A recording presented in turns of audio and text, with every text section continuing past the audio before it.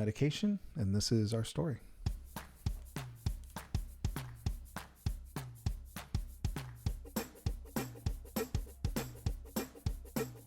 Hey friends, this is the Finding Mikey podcast, our family's quest to prepare our son Mikey for life. I'm Mike, and from time to time I'll be joined by my wife Heather or other family members and others for interviews and conversations. Now, while I may mention our son, you have a Mikey of your own, and together we're on a journey to learn as much as we can so that we can understand how to best communicate and guide our kiddos into independent adulthood. Thanks for tuning in. Okay, so as you guys know, Mikey has high-functioning autism, and he also has ADHD. And if there was such a thing as severe ADHD, I would say he has that. I have him on a good supplement routine and a whole foods diet, dairy-free, gluten-free, dye-free. And while we saw improvement with this, he was still really struggling. We did therapies to help him detox. We've done the ion foot bath, and we've done therapies that help his brain, like neurofeedback. And again, with every therapy we tried, we did see improvements, but he was really struggling. I always like to treat Mikey with natural remedies, and it was just something that I was passionate about, learning like what causes the symptoms of ADHD and autism, and what is the root cause, and like how can I help him and stuff like that. And I surrounded myself with a community of like-minded people to learn that from, and none of these people would agree with, resorting to medication, but I really wanted to see, like how it would help him if we did. So let's see here. In the beginning, when Mikey was first diagnosed with autism, I had never, I didn't really know that much about autism. So I started doing a lot of research on like how to treat it and everything. And then even though I knew he got, he has ADHD and he got that diagnosis earlier when he was 3, I wasn't really like that, surprised by the ADHD diagnosis because he was such a difficult toddler and preschooler. And I was like, okay, well, we can manage his ADHD with, like discipline and behavior modification, structure, movement breaks and things like that. So I wasn't really focusing that much on the ADHD aspect of his diagnosis. Well, no, and of the two of them that were like presented to us, like autism, I mean, it's a bigger word, right? So it's a bigger problem, right? ADHD, just 4 letters, autism, more than 4, right? So a bigger problem, and probably something that was like, all right, well, let's get that stuff because let's try to tackle that first because it presents a bigger challenge, maybe. I don't know. I think when you're kind of weighing the both, you're right. You could get overwhelmed easily just with one, right? So why not pick the bigger of the two, I guess. But that wasn't anything we sat down and like said, let's worry about that later. I think it was just kind of a byproduct of like, wow, autism. Okay, now what? Yeah, right. And then also too, I didn't think that, medication, during the time, that Mikey was diagnosed, he was 3. I would never, medicate a 3-year-old. I just feel like we need to keep him active and, supervised and make sure that he stays safe and things like that. And then, he got into the school age years and, he needs to learn. And when, he was in kindergarten, that's when we were in Texas and he was in the ABA school. Then we moved to Virginia and we got his first IEP. And when we were doing the IEP process, he was at the end of kindergarten, about to go into 1st grade. And the results of the IEP were that he was going to be in a self-contained autism classroom. What's that mean? So people know what that means. Yeah. So that means that there's a degreed, special education teacher, and then 3 paraprofessionals, 2 or 3 paraprofessionals, depending on the ratio of kids. So in Mikey's classroom, there were 8 kids in his classroom. There was a whole area of, like sensory toys and a sensory area where he can jump on a trampoline, put on a weighted blanket. put on something for compression. And there was a teacher and 2 paraprofessionals that had SPED experience. Special education experience. Yeah. So we're not sure if you've gone through like the IEP process or you're dealing with this in school yet, but yeah, those are acronyms that if ever she brings them up, I want to make sure we know an individual education plan, an IEP. Yeah. So which we can go over in another podcast, because I really want to do a podcast about how his IEP was developed. For sure. So point is that there were 3 to 1, right? It wasn't 1, or excuse me, 3 to 8. 3 to 8. Yeah. Sorry. Yeah. 3 to 8. Instead of like 30 to 1, which was like a typical kind of classroom setting. Mm-hmm. Yeah. And in first grade, again, he wasn't on medication for ADHD in first grade. Right. He was super impulsive, had a hard time sitting down for long, had to take a lot of breaks. He was only able to do like 15 to 20 minutes of academic work before he needed another break. Right. But his impulse control still at that point was, there was still a fair amount of fleeing that we were concerned with. And yes. At that school, because of the ratios and because they had him on a structured program, and he was in a classroom where they dealt with that on a daily basis. Like, he didn't do as much eloping. Yeah. Eloping. That's another technical word. Bolting. He didn't do as much eloping. Pardon me.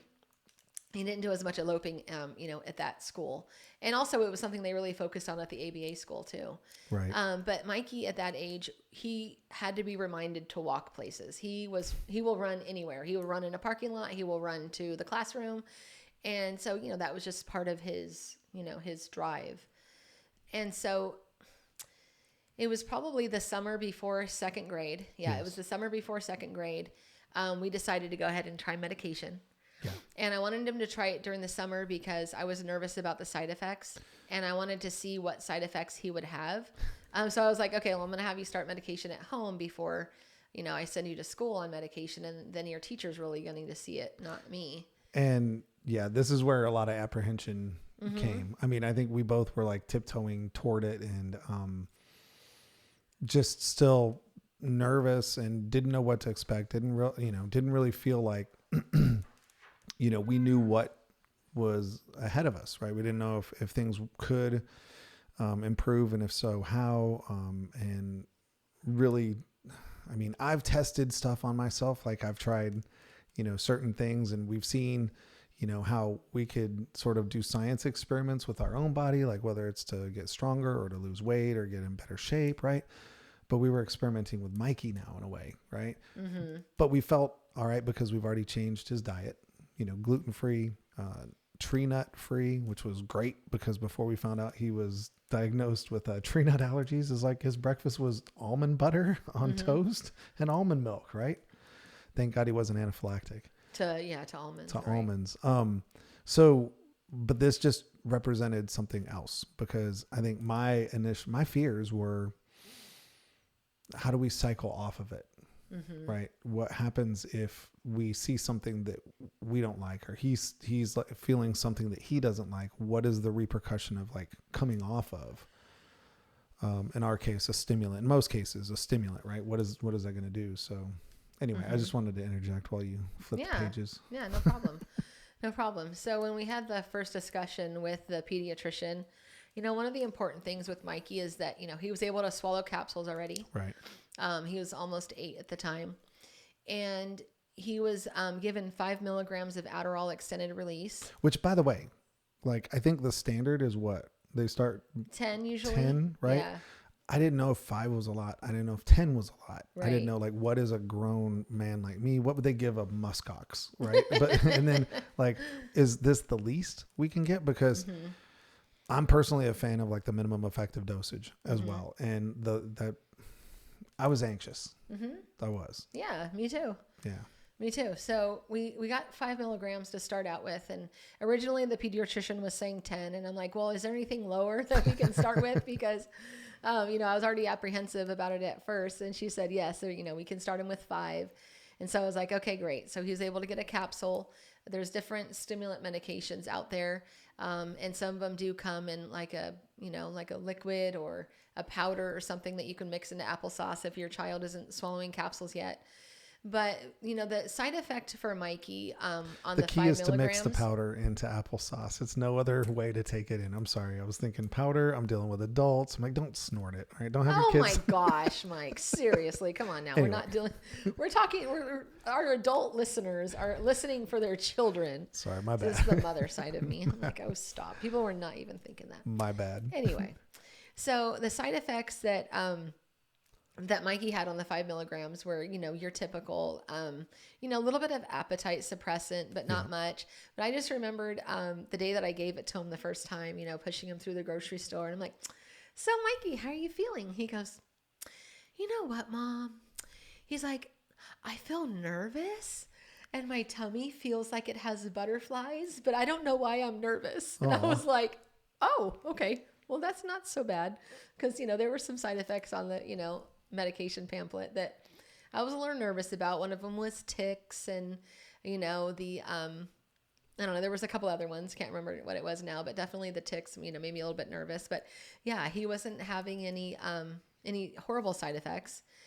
And, I did notice, pretty quickly that, there were some behavior changes. Dude. He was a nicer brother. Seriously. It was almost like the melatonin the night we gave him melatonin. Right. And he slept fell asleep for the first time. And like the first time we gave him melatonin, sorry, this is we're changing the subject here for a second, but it was just awesome because the first time we gave him melatonin, he fell asleep without a bunch of drama. And it was like, oh my gosh, I didn't even know this stuff existed. It was emotional. I cried. And then I was able to put his sister to bed, his infant sister. I was able to put her to bed and actually give her a nice nighttime routine ever since we found melatonin. So it was pretty good. Yeah. So then it was a lot like that. It was just like, okay, about an hour later, he was a nicer brother. Right. But I think you could be like, hey, Mikey, he'd be like, yep. And then we'd be like, you want to do this? Sure. Mm-hmm. He was more compliant. There was no hey, buddy, how you give choices that really aren't choices. Hey, you can either take out the trash or you can go to bed for the rest of your life. Those are the choices that, you don't really have choices on. It was just like, hey, bud, you want to grab the trash and take it out? Sure. Mm-hmm. Wow. Uh-huh. It was high fives and was like, okay. But still, did we overdo it? Did we give him too much? Right. Anyway, it was pretty darn immediate. And he was also making safer choices. Big time. When we would walk in the parking lot, I would still prompt him, okay, you're going to walk by my side. We walked to the car. And then I just noticed that the prompting became less and less. Yep. And he was you could just see his overall, his nervous system was calmer. When he talked to me, it didn't seem like there was this motor running behind his eyes. No, he was talking to me and his body was calm while he was talking to me. And it wasn't right away, but for a long time I've been like, hey, Mikey, try to look at me while I'm talking to you. And I would at first, I was like, all right, I want you to pay attention for a minute. Now, then it was all right, I just want you to make eye contact so I can just see your pretty eyes. Right. Then here he's locked on you. I was like, okay, I got you. Yeah, I can do that. And was very intentional. It was really eye-opening too, because we learned he knew what the heck he was doing, right?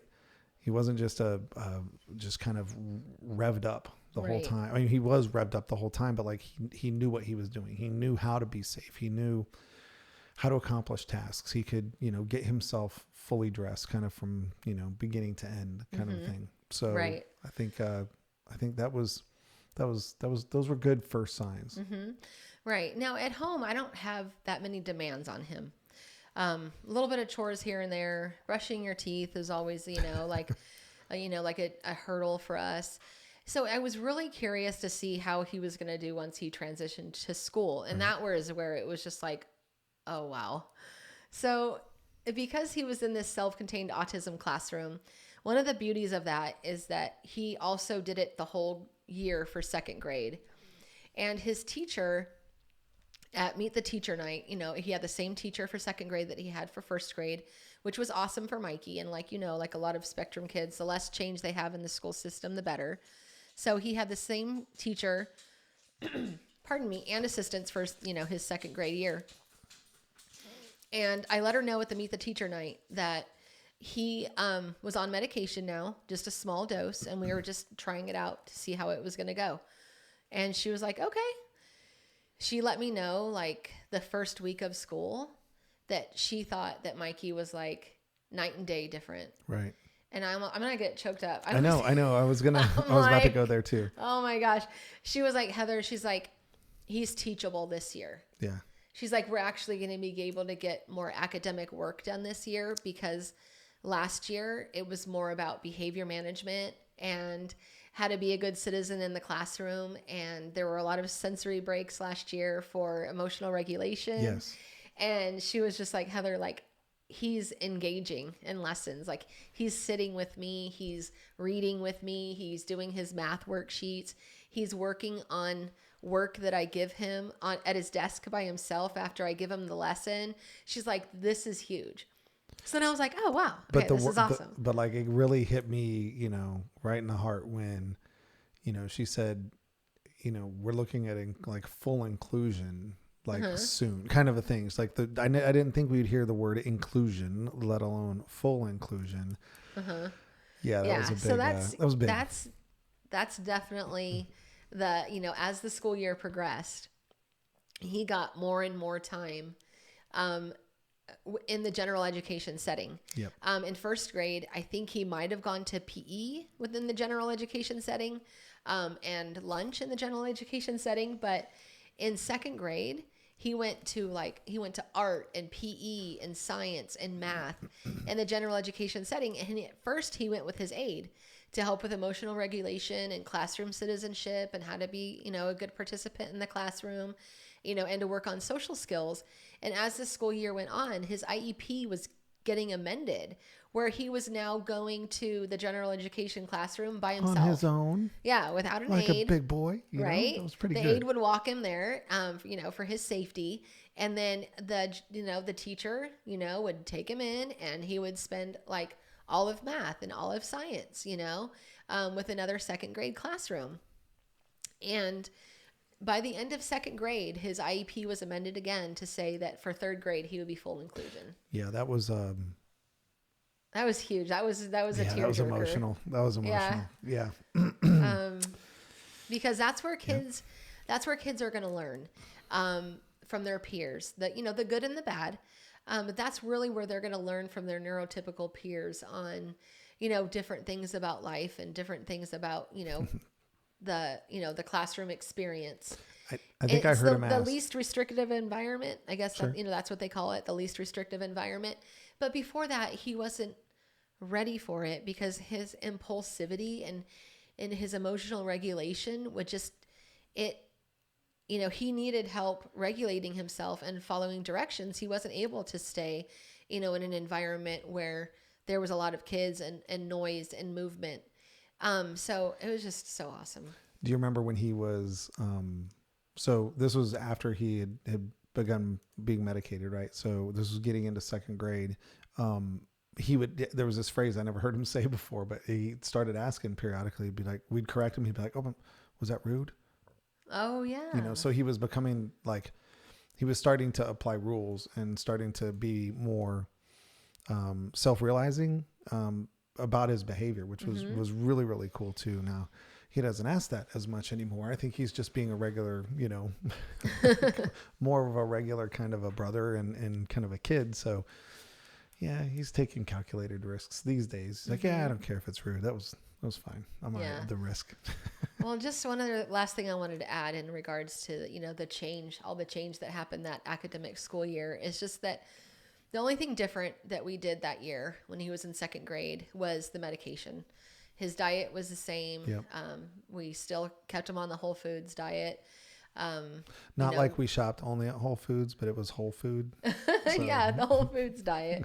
We stay like it's a whole food diet, not the Whole Foods diet. A whole food diet, like the Whole30 kind of thing. There you go, a whole food. Right, where it's like less processed sugar and no food dye and things like that. He would get Kona Ice, and he would go up to the Kona Ice truck, which is this really cool, shaved ice, company, and he would say, which flavors have no food dye? Because I want a snow cone. That's right. And then the people in line, they would be like, oh, there's ones with no food dye. And I was like, yeah, the pina colada and the lime. There you go. So it was good. I think it's awesome because he was adapting it and internalizing his diet into where it was like, yeah, you can have Kona Ice. You just can't get tiger's blood or blue raspberry. Yeah. Sorry, not for you. It really does. There is research that it really does make kids aggressive and, irritable and things like that. So I'm like, yeah, you definitely don't need that. True. Well, and I think we've seen it. Mm-hmm. Oh, also, it's pretty, he's reactive to things like you are, not like I am. Like he's reactive to stuff like you, which is good when you're trying to figure stuff out. Right. Mm-hmm. So speaking of reactive, then what are some of the side effects that like you've seen? Yeah. So now, okay. So he started going on medication when he was almost 8 and he's 11 now. And actually, let me rephrase that. I mean, would you consider these to be like side effects? Because, well, yeah, I guess they're just sort of the results of. The one result is that he is more engaged. He does pay more attention. He is more focused. He can have like he's got a better regulator or filter employed, but it came with some cost, and like these were some of them, like his weight, right? Right. Yeah. So because when you're on medication and your body is changing and your body's getting used to the medication, a lot of times the medication dosage do have to change. So even though we started him at 5 milligrams and things were going great with that, the teacher started letting me know he's being less compliant. Is he, I offered him snacks, made sure, he's not hungry. But when we kept seeing it over and over again, that she was saying that he's not as compliant, he's being more impulsive, he's not cooperating, things like that, needing more breaks. So I went back to the pediatrician. They were like, okay, 5 is pretty low. Let's go ahead and move him up to 10. Right. And so we did. And at this time, he was still on melatonin to help him fall asleep. But because we increased his dosage for on Adderall, he had an even more difficult time falling asleep. Yep. Even though it was like out of his system by the time he went to sleep, it was still doing something in his body that it was making it harder for him to fall asleep. So we had to increase his melatonin, and his pediatrician was okay with that. But also, he did have a more decreased appetite for lunch. The teacher actually had to like remind him to eat, and prompt him to eat. And because he was in, I wish I had that problem. Right. So I would, go have lunch with him like every Thursday at his elementary school in Virginia. It was pretty fun.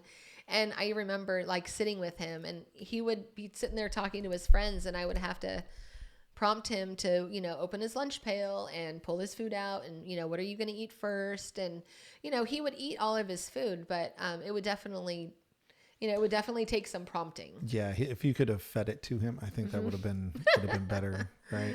Yeah. So that's for sure. Yeah. And then the other thing was, his BMI, his, I forgot. Body mass mass index. Indicator or whatever, the index. So BMI. Mikey's always been like a featherweight. Yeah. Tall and skinny. But what the doctor wanted to make sure is that he stayed on his own growth curve and weight gain curve. So he has always been in the 10th percentile or under when it came to weight, and then like the 70th or 90th for height. And so we needed to always keep an eye on make sure he wasn't going like below the 5 percentile, because then we would have to do something different with the stimulant medication. So basically just wanted to like recap what. No, nothing. Okay. Go ahead. I'm just thinking of the stuff we started giving him more dense food. We started making sure that he had, like all of his carbs. Foods were, like very like planned out. So his lunches would be very like calorie dense, no like wasted food on Cheetos or anything like that. No, not at all. Just good breads, lots of avocado actually as well. And just, things that would just try to help thicken him up. And now he's still a slender guy. I mean, he's healthy as can be. He's just, he's going to show every darn muscle on his body because he doesn't have a lot of body fat. Right. And so, when we moved back to Texas from Virginia, we got a new neurologist, and the pediatrician that we have, sorry, this is probably TMI, But the pediatrician that we have didn't want to monitor his ADHD medication, so we had to get a neurologist. And so the neurologist that we have has been monitoring his BMI, and we wanted to go up again on the Adderall, but we couldn't because it was affecting his appetite too much. And so there was this other route that we tried, which was really interesting, and it's working great for him now. And it's basically using a non-stimulant called Intuitive, along with a lower dose of Adderall. And so what this combination does is it stimulates appetite so that his appetite is better and he doesn't have to, think about it as much. And also because of the side effects of Intuitive, he doesn't have to take melatonin anymore to help him fall asleep, because that's one of the side effects of Intuitive is that, it lowers your blood pressure and does something to affect appetite and sleep. Don't know how much else to explain that, but it's really cool that we went from taking a higher dose of melatonin to now not having to take it at all. So that was pretty cool. Right. So before we end on this here too, like there've been times when we've been like, okay, oops, we forgot to actually refill the prescription. So we're a day away or 2 days away, or we've been like, well, we're going away on vacation right now. Let's try to cycle them off and really do that. No, not cycle them off. Not cycle them off, but you know what I mean? We can't do that. You know what I mean? It's just like, let's we have to figure out how to get the prescription before we leave state, because you can't get a refill of Adderall when you go to a different state. No, that's a fact. Keep that in mind. If you're going to travel, it's a controlled substance, so they won't just transfer it to a CVS near you at all. You got to make sure you have enough for while you're out of town. Right. And I don't know, our prescriptions are always for 30 days. I don't know if it's possible to change stuff like that, but that's something you always have to keep in mind. And then the Intuitive, that's not a controlled substance. So you can get like a 90-day prescription for that, or refills or whatever. And that can be filled in different states. But we did run into a situation one time, and luckily it was with the Adderall, where we were out of state in our RV and we could not get a refill until we were back in Texas. That was fun because you're in an RV. 400 square feet, or when the slides are in, it's like 200 square feet. And, you might have someone who's a little less compliant than they normally would be, and they don't know why they're irritable. So that was there were hugs. Yeah. There were long conversations. Right. So that was all right. Yeah.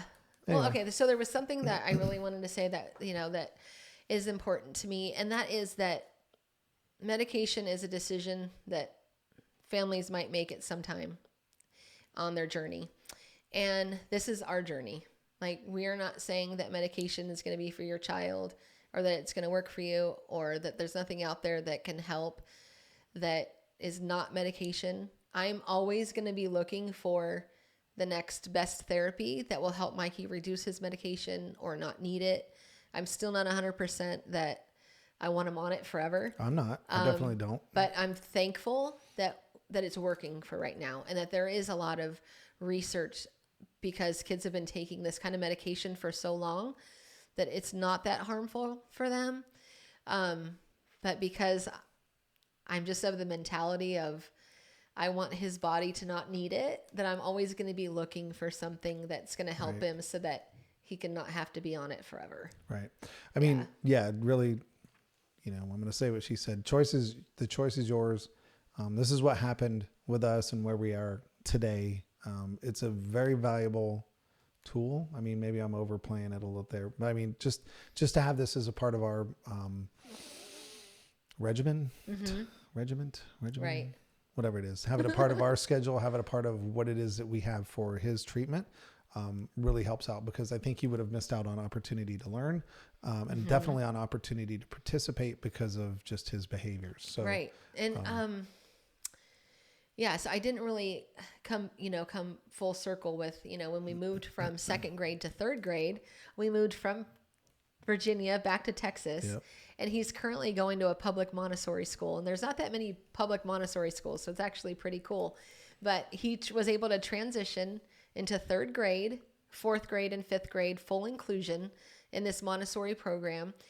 He's getting his special education pullouts for social skills and, some academic help for reading and all that kind of stuff. But he is at school every day, and he's hanging in there with the rest of them. I'll say this though too. So I think there's an extra challenge for him being in a Montessori too, because it's not just kids that are in grade 4 or 5. It's they bridge together and call them a community. So he's there with kids that are younger than him sometimes and kids that are older than him too. And he'll stay in that same community. So being able to have the social interaction with people that are older, super helpful. And then the people that are younger, just the same, but a little bit different, right? He has an opportunity to be a leader to the younger kids, maybe even to some of the older ones. But he also has the challenge of he's going to be with older kids much sooner, potentially, than if he were to be, heading off into like middle school or, that kind of a thing too. So far, so well. Right. Still doing really good. Still a character, still a contributor, still someone that people look forward to seeing at school because of his bright and sunny disposition. Yes. And we're fortunate that he has the ability to thrive. And the dogs now want to say hi. So I think that's good. What else do you want to add before we go? Actually, that was my wrap up. Perfect. I think we're done. Guys, look, we look forward to hearing from you. We hope you have a great day. Hope the video works. Please let us know what you think. And we look forward to chatting with you again later. Take care. Oh, yeah. Outro music. I guess I could have rolled that sometime. I guess I needed that's okay. a 10-second heads up. Anyway, thank you guys. We'll see you soon.